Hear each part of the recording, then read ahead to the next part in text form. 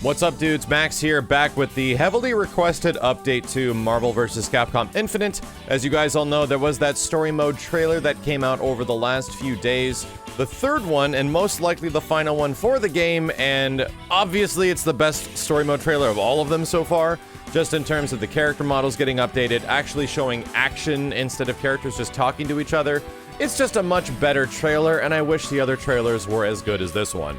Outside of that, there were a whole bunch of announcements regarding the game, and I was able to put up a bit of footage of the game as well, and I do have to tell you guys, I did get the chance to play the Gamescom build of Marvel vs. Capcom Infinite, but a lot of it I can't show you because we have to wait until Gamescom happens around Tuesday of next week. So to prevent my ass from flying all the way to Germany to play it, the Capcom guys were nice enough to allow me access to play the build and record it. I flew myself up to San Francisco, paid for my own flight because I really wanted to get my hands on this stuff and see what's new about the game. And there's a lot of stuff to talk about in terms of the new stone, the soul stone that's in the game, as well as many other things and characters, but I want to wait to show you guys that stuff to talk about it, so we're gonna wait a couple of days to kind of go over the details.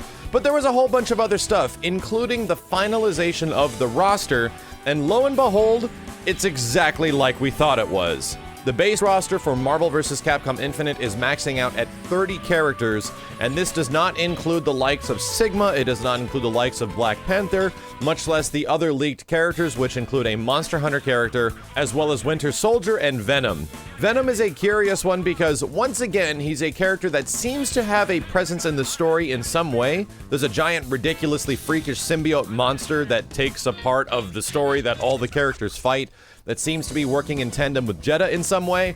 I'm really not super interested in the story in Marvel vs. Capcom Infinite, to be honest. I'll play it, I'll see what it's like, but the story aspect of this game isn't what is really grabbing me in terms of what I've seen and played so far. I'm mostly interested in the characters, and we're learning that Venom is most likely going to be a DLC character, and there was even reports that the folks at GameSpot that actually played through a bit of the story mode, I had the option of doing so, but I did not, and I just played a whole bunch with the characters and everything like that, the versus mode, but they said they actually saw a Monster Hunter character in the game, so this was not a male Monster Hunter character specifically, it was a female one, meaning that there is like a girl Monster Hunter dressed up in Rathalos armor or something like that that they run into in the story mode, which is awesome, the fact that there's another friggin' female character in the game, because there is very few, and I do honestly hope that there is an option, because Monster Hunter is about changing your characters and looks and appearances. It would just be neat if you can choose a dude Monster Hunter or a female Monster Hunter, but at this point, considering the game, I wouldn't be surprised if it's just the girl version. There was no other updates in terms of what Sigma's gonna look like in the game, in terms of what Black Panther's gameplay is going to be. Nothing like that. There's not even any talks of Venom actually being in the game whatsoever, so the only thing we know right now is that there's probably gonna be a Monster Hunter character, that character is going to be DLC, and then Sigma and Black Panther are going to accompany that character at some time, but we have no idea when their release is going to happen, whether or not they're going to show up at the launch of the game, a month after the game, anything like that. It's all still completely in the air, and I'm looking forward to it because now that we have the finality of it, the 30 character roster is exactly as the zip leak predicted, and as I was predicting, Venom/Monster Hunter are not a part of the core roster. It's obvious that if we have to judge certain aspects of this game, the weakest part of it now is absolutely the selection of characters. This 30 character roster, albeit is better than some previous versions of Marvel vs. Capcom titles and Versus titles. It's obviously better than Marvel Superheroes vs. Street Fighter, but really the launch roster of this game is easily the weakest aspect of it, with only like a fifth of it being contributions of brand new characters, and a lot of the other ones coming back from Marvel vs. Capcom 3. And to me, the things that got me the most excited, and still continue to get me the most excited about Marvel Infinite, are the brand new characters, seeing stuff we have never seen before. So you can definitely bet the coverage on this channel will focus a lot on the stuff you haven't seen before, because like you guys, that's the stuff I find to be the most interesting as well. Now, the other stuff that was confirmed, and I'm glad was finally mentioned, even though we're only about a month away from the game's launch, was all the different modes that are going to be in Marvel Infinite, as well as how the online feature set is going to be. Specifically, just going over it right now, and this was sent in a press email, There's going to be the story mode, which we've seen in every single trailer of the game and seems to be the biggest focus of Marvel Infinite is the story. There's actually going to be arcade modes, so thank you Street Fighter V. This is now a thing that always should have been, and now it is. Not any different from Marvel vs. Capcom 3, there is indeed a mission mode saying that players can do various tutorial missions or trying their hand at advanced character-specific challenges, making it seem like there is a whole bunch that you can do within the mission mode that aren't just things like combos, that you can do other stuff, including things that can actually teach you how to play the game. I hope there is as much a robust set as that, because there is a lot of mechanics in Marvel vs. Capcom Infinite, and telling people to just jump in and go nuts when so many things are different from the previous versions of the game that had assists and everything like that, there really needs to be a decent amount of information and guides that kind of handhold people through understanding how the hell the gameplay systems work. Even I didn't know how to do the counter switch for a very long time, going all the way into like San Diego Comic-Con, and that was several builds of the game that I had played before. I learned that doing the counter switch was holding down the button for like a second or two in order for them to actually come in and try to interrupt the combo, so even I didn't understand how the hell that thing worked. So I hope that it just explains all of it, because this game really needs it. And then a lot of the other obvious stuff, there's a training mode, of course, there's a versus player 2, there's a versus CPU, and then there's a collection, which I think there might have been something like this in Marvel 3. It's called the Dr. Light database, as we saw Dr. Light in the latest story trailer, with unlockable items, cutscenes from the story mode, character and stage information, concept artwork, stuff like that. I'm curious if this is going to be how you unlock colors, or if colors are going to need to be unlocked, because everything I've heard so far, there is going to be 4 total colors for every character in the game right now, and I don't know if that includes the alternate character costumes that are going to be coming, like the ones you get for pre-ordering the game, or something like that, like the Evil Ryu and Hulk costumes. I don't know if those will have alternate colors as well. I definitely hope they do, because I really like the Command Mission X costume, and I really like the Ryu costume. I can totally pass on the Thor and Hulk one, but let's hope they get the 4 options too. And then last but not least, probably the thing that we're all looking forward to the most, if not understanding more about it, the online. How good is the online going to be for this game? And unfortunately, there's no details in terms of what the net play is going to be specifically, whether or not it's rollback netcode, whether or not it's using Street Fighter V Kagemusha netcode, whether or not it's a delay-based netcode. I wouldn't be surprised if some of that stuff does come out somewhere around Gamescom, which would be nice. But the good thing is that it includes a lot of the stuff that was completely lacking in Marvel vs. Capcom 3 Vanilla, and then later a little bit in Ultimate Marvel 3. Of course, ranked and casual matches are back. What's a nice addition is Beginners League, and it's a special league between players that are ranked 14 or lower.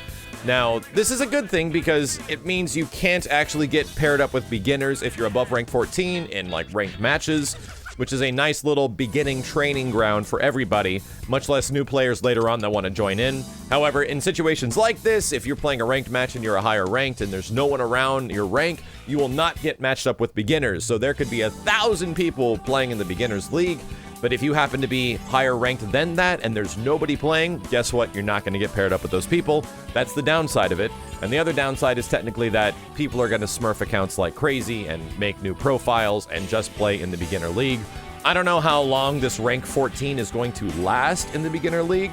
However, it's nice that they're trying to do something for newer players, because really, when jumping into the online and getting your ass beat, all the people care about is wanting to be paired up against people of equal skill. The only way to judge an online game's performance or a player's performance is how many matches they've played. So it's a nice start, albeit not the perfect answer, and I'm very curious to see how it works when the game eventually drops. The lobby system is back, of course, and it supports up to 8 players, and it actually has simultaneous player versus player matches, so if you jump into a lobby, you don't have to just watch some couple of dudes fight it out. The other 6 people can indeed fight each other, which is just nice and is included in many other fighting games. Ranking system, obviously, and there is going to be replays, so we can go back and watch the matches, which is just good. So that's about it. That's all the different modes that are available in the game. If we want to compare this to something like Ultimate Marvel vs. Capcom 3, it is technically more of a robust game, including a big story mode, as well as potentially more missions that offer tutorial modes, and then a proper online feature set that is much more expanded than something like Marvel 3 in terms of its matchmaking and Beginner League and stuff like that, which is nice. This is what I would expect of a new Marvel vs. Capcom game, which is good. And it does seem to heavily improve on a lot of the problems that Street Fighter V had in terms of gameplay modes and accessibility for newer players. We've had this conversation many times, but there's a lot of people that don't want to jump online. They just want to run through arcade mode, play a few matches, do some cool things, fight a boss, and that's about it, and they're done playing. They just want to get their fix every once in a while. And luckily, unlike Street Fighter V, which was kind of hard for a lot of people to even get that sort of like fix in, this game does offer that, so at least they're learning in that regard for the modes in this game, so it's nice, and then you're reminded about the roster and the art style. The only other really good news that came as a result of the latest trailers and some of the gameplay that I even got to show off, which is the new stages, some of the character faces definitely look better, and I can tell you from the gameplay impressions I have of the older characters, which I can actually talk about, Dante looks better. Even in-game, he doesn't look like a crazy crack addict anymore. And then you got Chun-Li's face, which is obviously improved, and then Chris Redfield's face is also slightly improved as well. I won't say that these faces look incredible by any means. They do look better than what they were in the previous builds, but I personally feel the game's art style kind of holds anything back from looking incredible, you know what I mean? Same thing with Jeddah. It's like the art style that's fixing around these characters is an amalgamation of weird anime cartoon with weird hyper-realism, so it just doesn't mesh in a lot of regards, so it doesn't look specifically terrible, but it doesn't look specifically amazing, and it's just like an odd in-between where you give it like a 6 or a 7 out of 10. It is what it is. We gotta deal with it, and I'm just hoping that the PC version comes along as soon as possible with the release of the game, so that modders can get their hands on the game to try to implement different shaders like Street Fighter 4 had for many different characters, as well as just regular character swaps and models, maybe even from Marvel vs. Capcom 3. I don't know. There's a lot I would love to see in terms of mods of this game, because mods were one of the things that got me to play a whole bunch more Street Fighter V back in 2016. Either way, that's all we got right now, and like I said, guys, there is a ton more that I have to show you for the game that I just can't talk about yet, which will be showing up early next week, going over specific demonstrations of the Soul Stone, the characters that were showing up in this trailer. It's a lot of stuff. I had to fly up there myself just to get my hands on this stuff, and I'd like to thank you guys for watching these videos, supporting the channel, even with like the likes and everything like that. It does mean a lot. It literally does help out the videos in more ways than you might think. And by the process of you doing that, I can afford traveling across the country and not having to travel to Gamescom to get footage like this. And I like the game. I want to get more footage of it, so it wasn't a huge burden on my part.